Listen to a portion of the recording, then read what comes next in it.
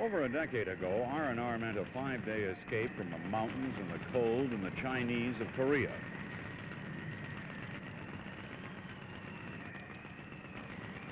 And over a decade ago, that escape, R&R, went in one direction to Japan.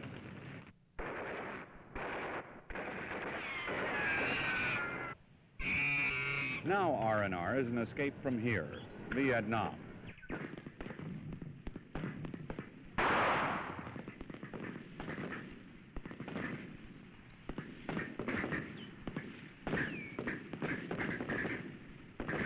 But it goes in many directions. An R&R flight from South Vietnam can take you to Tokyo, or Hawaii, or Thailand, or you could end up in Taipei, or in Malaysia. However, the R&R trip doesn't really start here at Tan Son Nhut, the busiest airfield in the world, but rather at a rather dusty and dismal place called Camp Alpha.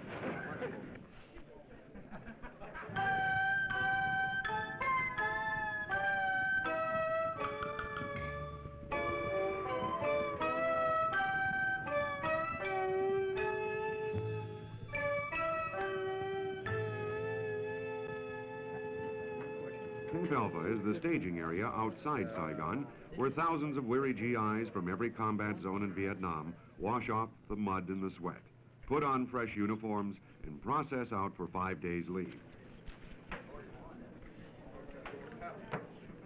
In official jargon, R&R means rest and recreation, but to these men, it is a holiday from hell.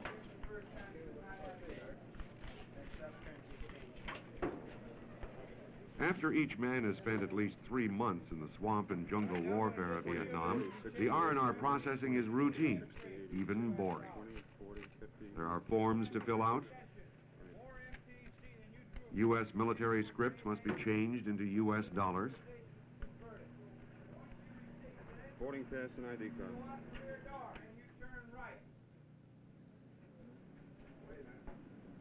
And there's the ubiquitous medic with his blunt needle.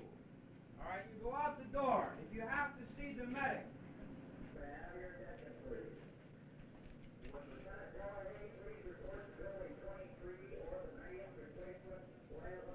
If you get the wrong shot, as this captain did, you write it off as service above and beyond the call of duty. The call of R&R is more important right now, and everyone at Camp Alpha is full of plans. Some have big plans and talk about them with a cockiness or a caution bred of war. What do you plan on doing in Taipei on R&R? Oh, I don't know, just mostly eating and sleeping, I guess. Just goofing off. You're going to spend a lot of money? No, I got about $300. I probably won't spend that much, I don't know, for sure. Probably so, though. What do you plan on doing on R&R? I'll see the city, spend a little bit of money, get drunk. Anything else? Well, take a lot of pictures and try to call my parents at home. On R&R, I plan to visit all the bars and see all the good-looking girls in Taipei and tour the city and see the great things that the Chinese have got there, and spend maybe $300 or $400. Have a pretty good time. I figure anyway. What do you plan on doing on R&R? Just having a good time. A bit of a break away from this. Can you be more specific? Well, I could be specific, but I might say it over there. Yeah. Yeah, just playing a bit of a rest, you know. Bit of a... What do you plan on doing? I'm planning on resting, that's for sure. What else? Make a hog of myself, get drunk, I suppose. Keep up the Australian image abroad. What do you plan on doing? I don't know yet, I'm not there, but it'll be good, whatever it is. After processing, it's a short ride from Camp Alpha to heavily guarded Tan Son Nhut Air Base, where the R&R planes are waiting. Each GI has a free choice of cities on the R&R circuit. He lists them by preference, and if he's lucky, the Saigon military headquarters sends him where he wants to go. These GIs did not choose Hong Kong, or Tokyo, or Bangkok, or any of the better-known watering holes of Asia. They chose Taipei, on the island of Taiwan. And most of them think they chose Taipei for very good reasons. The plane waiting for them is a commercial airliner, but it's one no civilian can ride on. This one is part of a fleet of planes put together by Pan American Airways under a special R&R contract with the Pentagon.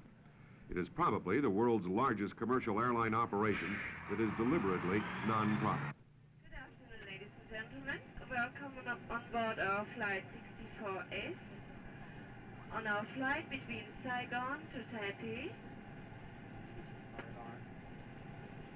would you kindly fasten your seatbelts and no smoking until we are airborne? Thank you. In a matter of hours, when this plane does land in Taipei, that all too brief respite from war called R&R will begin. I'll be back with that part of our story in a moment.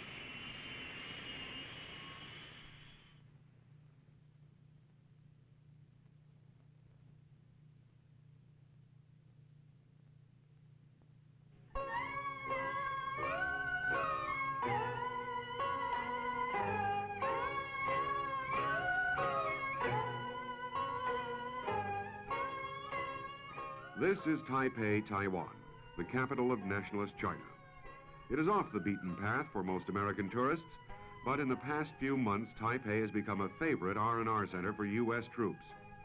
It was only in January that nationalist China agreed to let American soldiers come here by the thousands, and now Pan Am's R&R shuttles are ferrying in several plane loads a week. At Taipei Airport, I asked Pan Am Vice President Tom Flanagan how the airline got involved in the first place. Well, about a year ago, the military invited all the airlines out to Scott Field to bid on this operation. Our company was very deeply involved in the Vietnam operation. We have something like 14 aircraft doing nothing but flying supplies from the West Coast out to Vietnam. The company thought that in return for business they were doing in that respect, they would like to contribute something of their own. So we bid on the contract. Do you think the company's sorry now? Oh, no, I think they're very happy with it. It's worked out very well for everybody. Now, you are in charge of the R&R operation, are you not? Yes, sir. How big an operation is it? Well, it's hard to, there's various ways you can describe it. I mean, the geographical area that we cover would make it as large as any transcontinental airline in the United States. We have 13 DC-6s and 2 707s assigned full-time to it. How many so-called R&R centers are there? There are 10 in the Southeast area region, then we have Honolulu. Well, which one is the largest one as far as the number of people used? Well, right now it's Honolulu. Is there any special reason for Honolulu?